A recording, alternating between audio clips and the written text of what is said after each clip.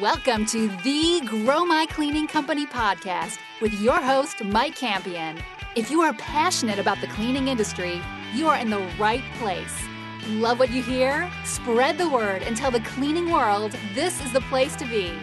Want more? Check out www.growmycleaningcompany.com for free online video trainings, free ebook downloads, free blog posts, and of course, all the podcast episodes. Everything you need to grow your cleaning company is at www.growmycleaningcompany.com. And now, on with the show. Welcome to the Grow My Cleaning Company podcast, where I coach owners of cleaning companies on anything and everything related to building and growing cleaning companies. If that is you and you are committed to growing your cleaning company, go to www.growmycleaningcompany.com. You can get everything you need to create the cleaning company you've always wanted. We've got podcasts, webinars, downloads, all sorts of cool stuff. Join the Facebook group. If you want to be a guest on the show, you can reach out to our producer, Natalie, at growmycleaningcompany.com via email, or give us a call, 480-648-5149. You can apply to be on the show. Leave us some feedback. We are excited to hear from you, Cleaning Nation. Today, we are chatting with April Reynolds from Apelila's In-N-Out Cleaning. Apelila serves residential, vacation rental, and a ton of move-out work. If you want to reach out to April and her team, you can get a hold of them at apelilas.com. That's apelilas.com. April, welcome, and say hello to Cleaning Nation. Hello. That was quick. Glad to have you on, sister. What's going on in your world today? Well, I'm having issues with employees. Oh my gosh, that's that you are not alone. We have the pleasure and honor of dealing with that all the time. But before we jump right into that, let me ask you a little bit about you. How long have you been in the business? What part of the world do you work in? Tell us a little bit more about you and your company. Okay, I live in Honolulu, Hawaii. I started cleaning when I was 19 and I'm 58, so it's been a while. It's been off and on, and I usually had to clean for myself up to about 7 years ago. When the market crashed, that's when I decided to do an LLC to put my children to work. And so we've been up and down. Sometimes we've had as many as 20 employees. Right now we're down to about 5 or 6 employees. So I've had employee issues. And so, that's about me. Well, if you haven't had employee issues, you're not in the cleaning business, because that's we all get to deal with that. That's just part of the fun of being in the business that we're in. So if that's what you want to talk about, jump in. Be specific. Tell me exactly how it can help with the employee issue, and we'll see if we can't walk you through it real quick. Well, recently this year when I was at the cleaning school, I met somebody that she knew somebody that was moving to Hawaii, and because of her strong recommendation of her, I hired her to do the office. It ended up to be a real nightmare. I think, I can't even go into all that happened, but she really left me on my head. And I just been like, oh my God, she, like, all these people just raved about her, and it, and then we had to go on me and my daughter left, and she knew we were going because we had family stuff like funerals and a wedding to go to on the mainland. She actually quit on me while we were gone. I think that she spent her time working, trying to find a new job, because then she said to me at the last minute, we had 1 week before we were going to be back, and she was like, "Oh, I'm starting a new job on Monday." And I'm like, "What?" And she's like, and when I came back, I don't think she did anything for me the last week she was here. I actually think she was applying for jobs and stuff. And it was just like, my iPad was missing, my debit card was missing. I mean, there were things that were gone. And I hate to accuse somebody, but there was no one else to take it. So I was just really kind of left awestruck. I mean, there was a big deal that she she didn't follow up on. It was someone that was very important. There were just a lot of things I've done, and this left me kind of like dumbfounded. She really messed up a lot of our bookings, and it was just like, oh my God, I really trusted the person who referred her, and I haven't even, when I tried to reach out to the group that I got her from, the response from somebody was, "Oh, bummer," and then that just was like a kick in the chest. And I've just been floundering, and I haven't hired anyone else. I've been trying to find different ways so I wouldn't have to get more help than that way. Okay. Well, first of all, thank you so much for sharing that. That's, gosh, I wish I could say I've never been through anything like that, but I have absolutely been through stuff like that. And I know if you're anything like me, for me, as bad as it hurts on the business side and just the mess that they leave, honestly, it hurts my feelings. Like, man, I felt like I treated you good and we were friends or at least friendly and respected one another. And then you treat me like this. That's really painful. So first of all, we're definitely going to give you some coaching. First, how to avoid that in the future. And second, how to pick up the pieces. But let me start by just saying, I'm really sorry. And that's a painful situation. And I don't want to just, kind of gloss over that and be like, oh yeah, we'll just fix you right up and everything's fine. That just sucks. So I want to kind of, quick plug. I think you're in the Facebook group and Cleaning Nation. If you're out there and you're going through something like this, the Facebook group is totally free to join. Just go to Facebook and look for Grow My Cleaning Company, or any group, right? Find a group. I know that the Grow My Cleaning Company group's awesome, but it should help that you should have people around you to kind of support you through this. April, I'm really sorry to hear that you're kind of going through this by yourself. So we'll start now, and I'm going to be your group and see if I can walk you through and get you off this podcast feeling better about life. Okay. Can I tell you one more thing that happened? You can tell me all the things you need, sister. Go right ahead. Blow you away.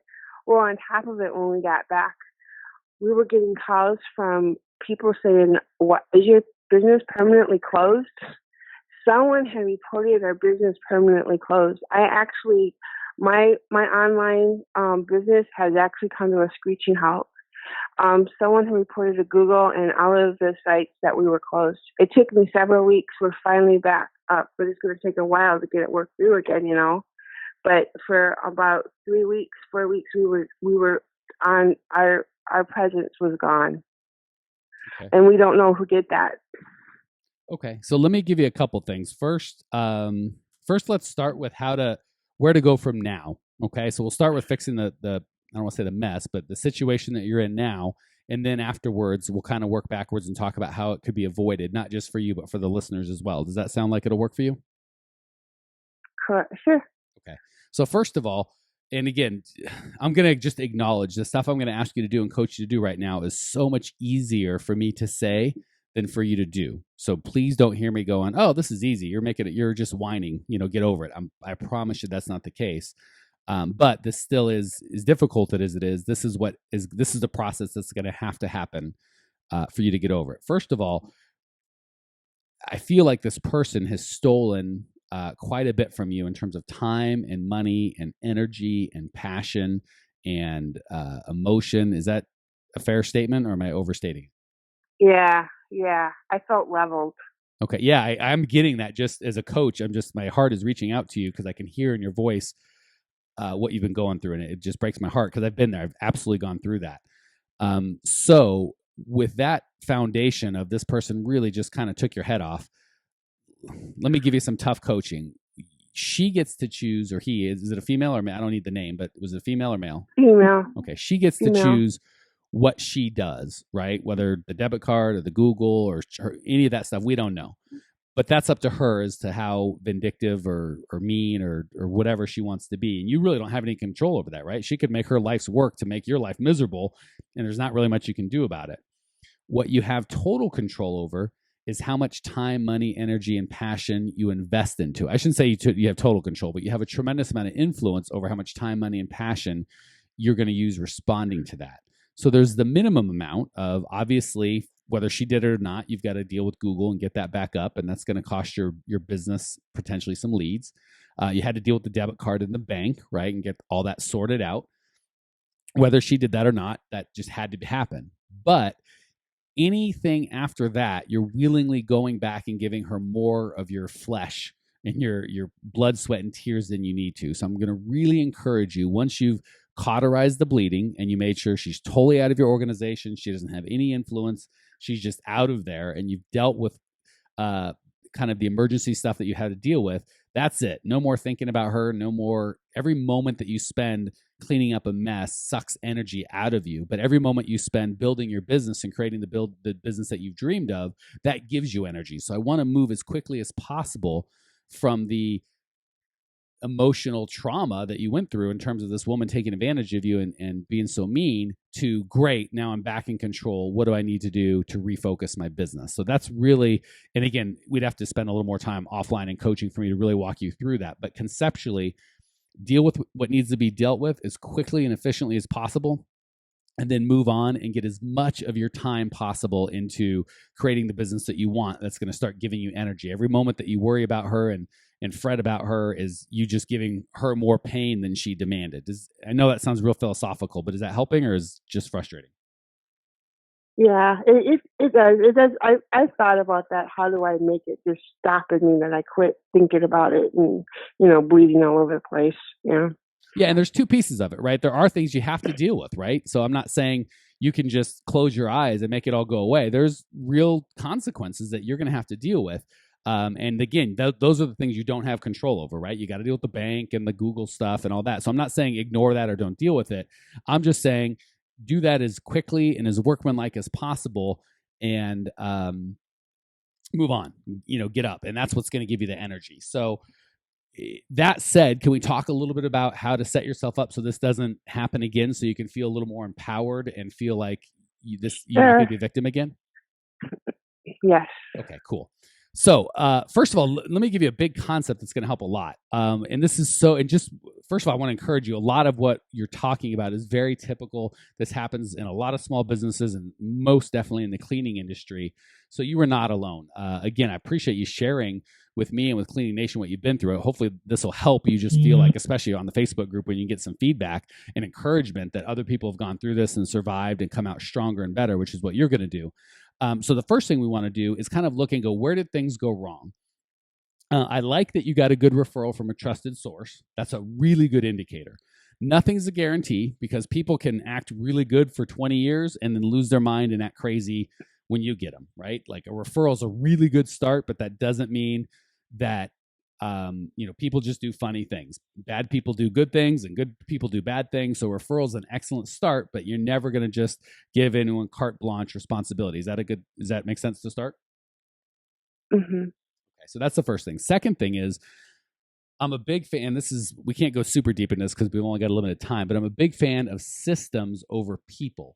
So really, if you want to be able to leave your company, especially for you when you've kind of got this literal ocean or chasm between you and the rest of the world, if you want to go to the mainland and you're just like, hey, even if I left now, I'm 20 hours or however long it takes you to get a plane and all that and get back, you don't want people running your company because people, they have all sorts of problems. Not like this one was kind of a worst case scenario, but she could get hit by a bus or get sick or do exactly what she did, right? There was someone else here there was a team leader here that was, making sure the jobs got done, but she was just supposed to be in the office type thing. Yeah.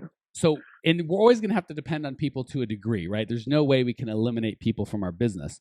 But what we really want the authority to go to is systems. So that's the way that you're able to kind of free yourself from being at your business, whether it's one person or 10 people. If they're just making their own decisions and there's no system or process or plan for if something goes wrong, when it inevitably does go wrong, people are just trying to guessing and they're making decisions not the way that you would make them. So you want to have systems in terms of when you're gone, here's even when you're there, right? You want the company to kind of run the same, whether you're there or not. So whether you're there working or at home not working or across the ocean not working, the business kind of runs the same. It's not like, oh, when I'm here, I have to watch everybody and yell at everybody. But if I'm not here, things are different. And if I'm out of the country, things are even more different. We want systems to kind of be running the company all the time. So that's the foundation that we want to start with is systems run the company and they tell the employees how to do it. And you just get data on a daily or weekly basis, key indicators in terms of how many, might be stuff like how many checks cleared today or how many accounts did we do or who showed up, just quick little reports. So it sums up the day's work. And if those reports either don't come in or come in wrong, there's a system to get that person out and the next person in. And they're not just trying to figure it out. The other person that didn't go crazy, she should have had a system to support her and tell her if this person leaves, then you've got to pick up this slack and kind of like a fire drill, right? When the fire comes, you don't want everyone running for the exits, but they don't know where it is and there's no plan and they're trampling each other. Ideally, you want to have a system of here's how we get to the exits in an orderly way and everybody knows their part. And if someone else doesn't do their part, I know what I need to do to help out. So that's not gonna fireproof your business where nothing will ever go wrong, but it's a good foundation to build on. Does that kind of make sense? That's a really deep concept we went over very quickly. Oh yeah, and things still went on without her. I mean, we were on the phone and we were, we got the jobs done. I mean, we I am the kind of person to jump in to try to figure things out once I knew the fire was up blazing. But the thing of it is we have a communication book that daily I need to see everything that got done. Well, that didn't get done while I was gone. I mean, everything went out the window when I was gone. All the things that I have into place, the forms and things that were supposed to be done, none of it got done. And so it was just kind of like, what you're talking about, I try not to beat myself up because I keep on saying, I would have did this, I wouldn't have did that, or, you know what I mean? And so I have to make myself stop it. Where do I go from here? Yeah, the goal of this conversation is not to beat up April. It's to say, how can we plan better in the next time? So it's not to be like, look how dumb you are. How dare you would have left. It's just to look at it very dispassionately without a lot of emotion and go, I did A and got result B. I didn't want result B. So next time I'm going to do C and get result D. So there's one other concept I want to hit you with because these two together are going to really free you up to leave your company without this kind of catastrophe coming. But I just want to hit on one thing you said. You said, oh yeah, they're supposed to be doing stuff, but they weren't getting done. So the key is whether you're in town or not, you should be getting specific reports every day on a daily basis. So I'm not just saying they get filled out and turned in internally. They need to be emailed to you. And if you don't get them or they're unacceptable, then okay, here's what I need to attack, right? So you should have known quicker. Ideally, you'd be getting your daily reports, whether you're in town or out of town. And that's how you run the company from no matter where you are in the world. You run it from those KPIs, key performance indicators. So that's what we want to get set up for moving forward, where even if you're going to be in town for the next year, you're still getting those KPIs on a daily basis. And then you can kind of get an overview. Like if I was going to come run your company for you, I'm here in Arizona.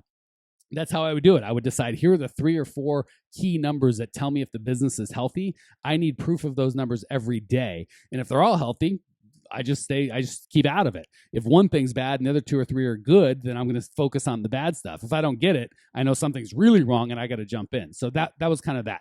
Now let's hit one other thing, because you can have the best systems in the world. If people are going to screw you or cheat you or lie to you, you still have a problem. So let's talk about the people side of it, because you really need both. If you don't have both of these concepts, one won't work without the other.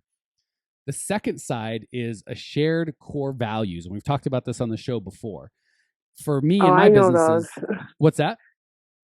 I know those. That's what we learned in the class. Okay. We did the DISC assessment and core values in class. Okay, so DISC assessment is very different. DISC assessment is a personality test to see what type of personality they have, and does that personality match the job that they have. The core values, they pounded it into our heads, and that's where I want to know that I do understand those, because I have tons of paperwork between the DISC assessment and the core values. The core value cards, they have cards on how to hire with the core value cards and how to use those. And you know what I did? Because, and this was again, beating myself up thing, I knew about that stuff before I hired her, but because I had a really good reference for her, I let that go out the window. So what are your core values? Okay, so ours was, we have the cards. It's just honesty, respect, loyalty, and there was one more. I can't remember, but there was one more. Okay, so real quick, my core values for the last 10 years have been have fun, help out, make money, be real. Ask it again. I can say in any order, anytime in my sleep. Make money, have fun, help out, be real. If you don't know them, they're not implemented. It's not about having a bunch of paperwork or big plaques on the wall that have them written in fancy letters. You got to own them in your heart of hearts. Have fun, make money, be real, help out. Those are my core values. They've been my core values for the last 10 years. Everybody that ever works for me or works with me knows those core values and respects them. and it just oozes out of every pore that I do. So there would be no... You're right. And that's what Liz would tell us. And you know what? I just feel like since all this happened, I haven't even been able to think about that stuff. And it's just, and I want to cry right now because I feel like I had some of the tools, but I didn't use them. And I've just been so overwhelmed by keeping my head on top of things. Okay, so April, this is a perfect opportunity. Again, we're not here to beat up April or the girl that did this stuff. That's not the goal of our time, right? We're just going to talk about going forward. So when we talk about core values, we're not using them to beat you up or say, April, how dare you knew this and you didn't do it.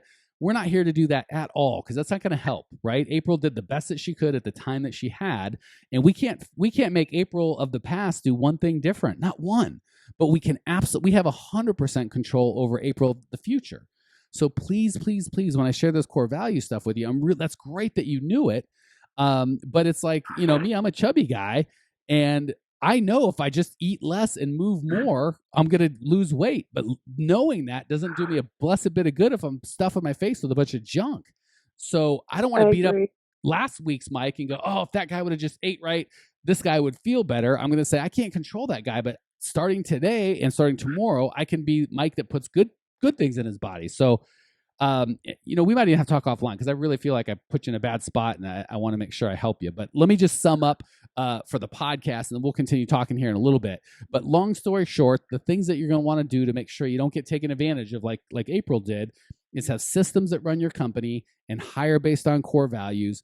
And I appreciate you sharing because there's a lot of people out there, April, that are exactly where you're at that feel, I know about the core values, I know about the systems, but when I ask them their core values, they don't know them. Or when I say, show me the systems, they're not done. So this is the opportunity for you, April, and we'll talk in a minute, as well as Cleaning Nation, to take the things that you know and move them into action. So that said, April, I really appreciate you joining us and your transparency and your honesty.